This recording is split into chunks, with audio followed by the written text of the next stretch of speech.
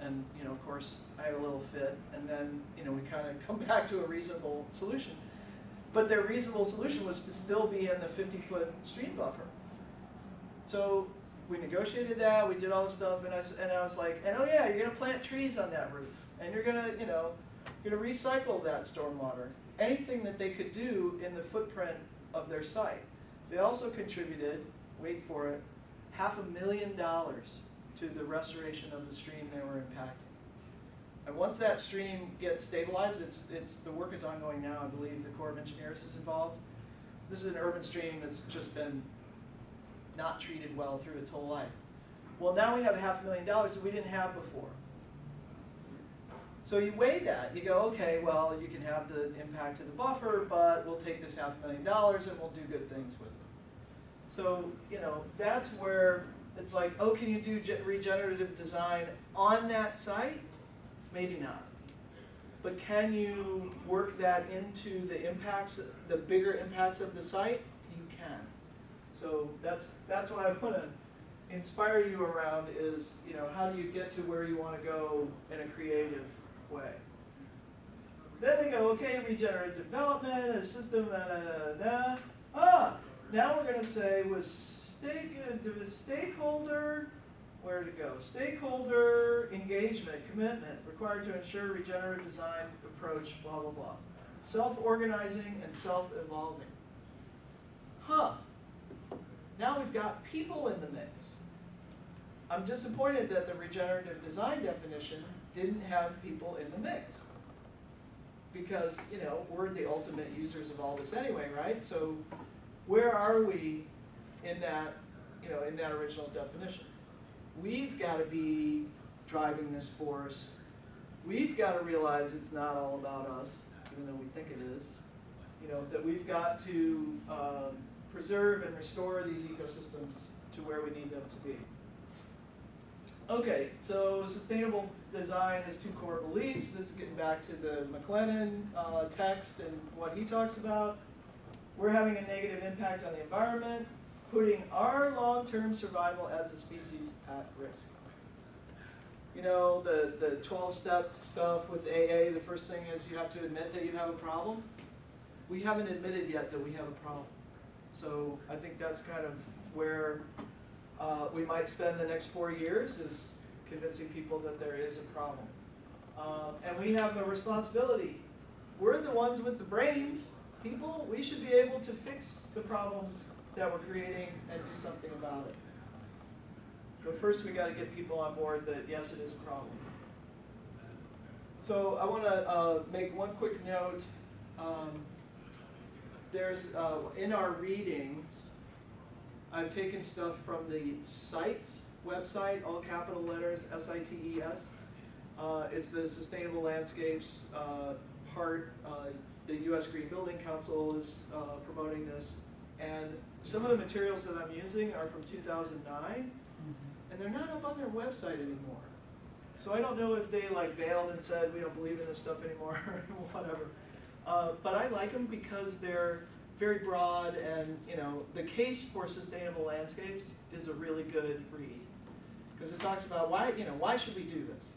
And I don't want to spend time in the classroom talking about why, why, but that helps for you to convince other people. Because I have been known to go into preacher mode from time to time, and you might think that I've been preaching a little bit here. I once presented at a conference in the South, and I used to do the preacher with a Southern accent, and then I stopped doing that because I didn't want to be rude.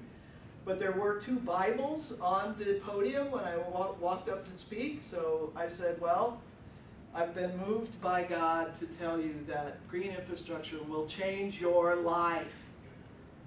And I will tell you, sustainability will change your life.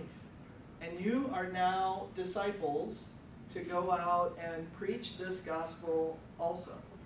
But you've got to figure out how to convince people that either don't want to hear what you have to say or aren't quite there yet.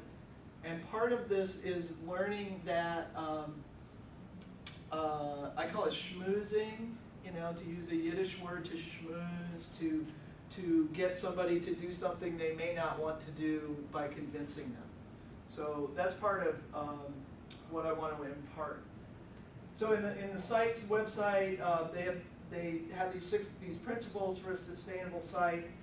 These really aren't important so much to remember as to just think about, and I will critique them right now.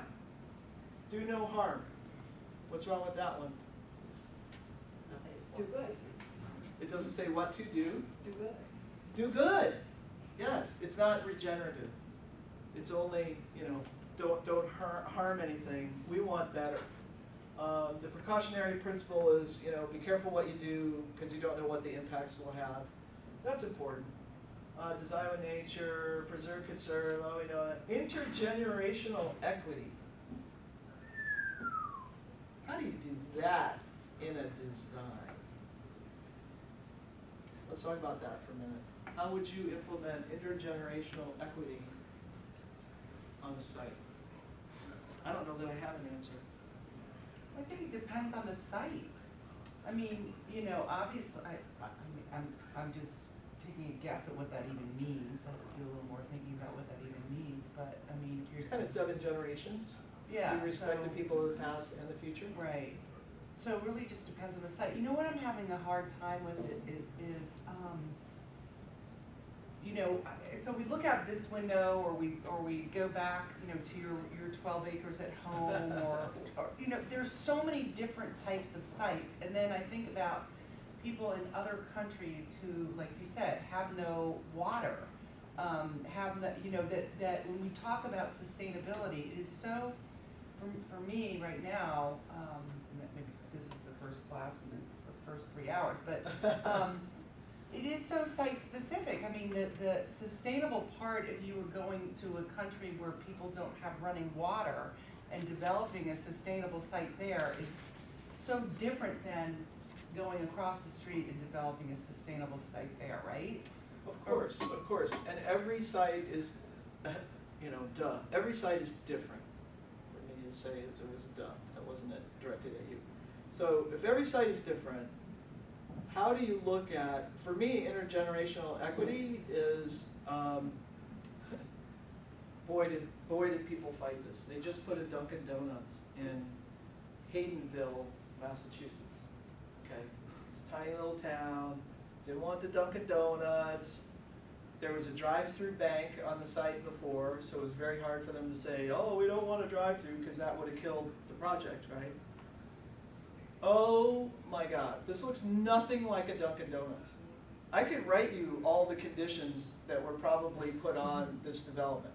That you can't use what are their colors, pink and orange? That you can't use those colors on the outside. It's a brown brick building. There's no big sign. And to get to intergenerational equity, it was a historic site in that town. So they made them put up a historic marker, and there was a big deal about it, and so that's 7 generations back, hopefully, and to the future. So you can't say no to development on private property unless you have the things in place that would say, if there was something in the zoning code that said no drive-throughs, never, ever, ever, well, then that site wouldn't have gotten developed that way. So it's, what do we do? There was a shopping center in Prince George's that was on a scenic and historic road that is now 4 lanes wide. It's not scenic or historic anymore. Or is it? It's still historic.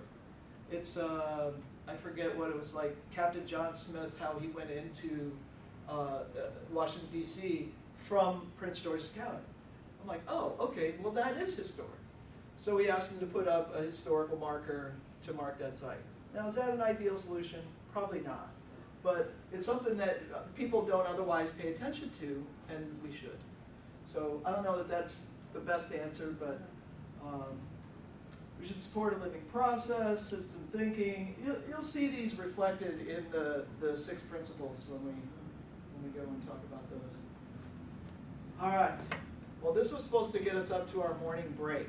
So we're a little behind schedule, but that's okay. We've got flexibility in the program. So let's go ahead and break for lunch. We'll come back afterwards and pick up where we've left off.